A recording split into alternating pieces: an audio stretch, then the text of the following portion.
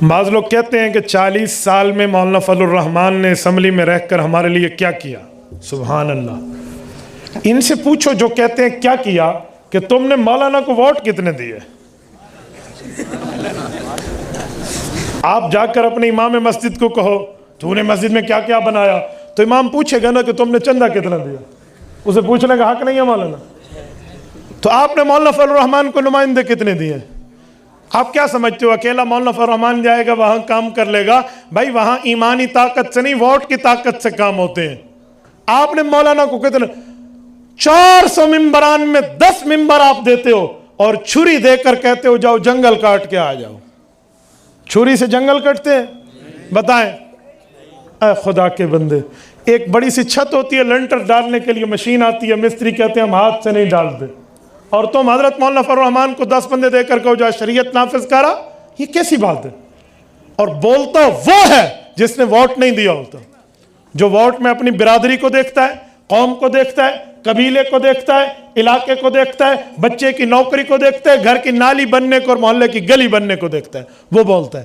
نظریات جو رکھتا ہے, فکر کا باہم متفق ہے اور مولانا کے معاملات سے واقف ہے, وہ کبھی نہیں بولتا. اور میرا تجربہ ہے, میں اکثر طور پہ کہا کرتا ہوں کہ جمعہ کی تقریر خطیب تھوڑی سی لمبی کر لینا تو بولتا وہ ہے جو آخر میں آئے.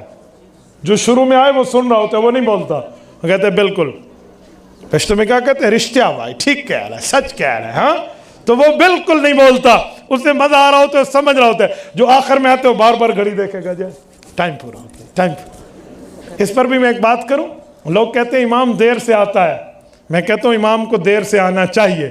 حضرت شیخ الحدیث و تفسیر دامت برکاتہم موجود ہیں, میں باقی علماء کی موجودگی میں حضرت مفتی صاحب سارے اہل علم ہیں.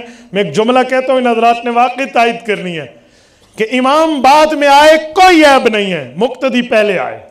دلیل معراج کی رات مقتدی انبیاء ہیں, اس دھرتی کے سب سے افضل مقتدی ہیں, وہ پہلے آئے ہیں, امام الانبیاء بعد میں آئے.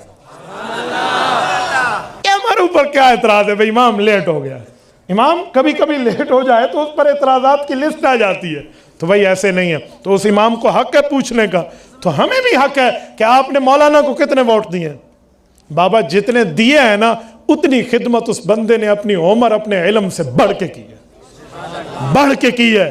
یہ ابھی کارگزاری سنا رہے تھے اسٹیج سیکٹری صاحب, کہاں ہیں ہمارے اسٹیج سیکٹری, پشتو میں سنا رہے تھے. میں بالکل گلابی پشتو سمجھتا ہوں, مجھے پوری پشتو سمجھ نہیں آتی, لیکن میں اتنی سمجھ رہا تھا کہ افریقہ میں جس بندے نے ان کو کارگزاری سنائی ہے, وہاں پر کوئی قادیانیوں کا مرکز بنا ہوا تھا اور وہ مسلمانوں میں تبلیغ کر رہے تھے. ایسا ہے مولانا؟ سنیں پھر بتائیں کیوں. وہاں پر مفتی محمود رحمت اللہ علیہ کی اسمبلی میں کردار موجود نہیں ہے, وہاں کی اسمبلی میں مفتی محمود نہیں ہے, وہاں کی اسمبلی میں مولانا فضل الرحمان نہیں ہے, وہاں کی اسمبلی میں علماء کی محنت نہیں ہے, اس سیاسی سطح پر علماء کا کردار نہیں ہے. آج کفر اسلام کے نام پر پیش کر رہا ہے. تم سلام پیش کرو ان علماء کو کہ ان لوگوں نے کیا کیا. اور سنیں مولانا نے 40 سال میں کیا کیا. 40 سال اس بندے نے گزارے ہیں. جب پچھلی دفعہ حکومت ختم ہوئی اور مولانا آنے لگے گھر, تو اسلام آباد میں ان کا 1 فٹ کا بھی ذاتی گھر نہیں نکلا. اگر یہ کرپشن کرنے والے ہوتے, کوئی معاملہ خراب کرنے والے ہوتے, کوئی معاملہ تو بنا لیتے. آپ اس سے بڑی اجلی سیاست آپ کو کہاں ملے گی. اور ہمارے اس خیبر پختونخوا صوبے میں اس تبدیلی کو, جس کو تباہی کہتے ہیں, اس تباہی کی حکومت کو آج 8 سال ہو رہے ہیں. جرت ان میں ہوتی تو مولانا پر 1 روپے کی کرپشن ثابت کرتے. میں بات ٹھیک کر رہا ہوں غلط کر رہا ہوں؟ تو پھر 1 روپے کی کرپشن ثابت کرتے.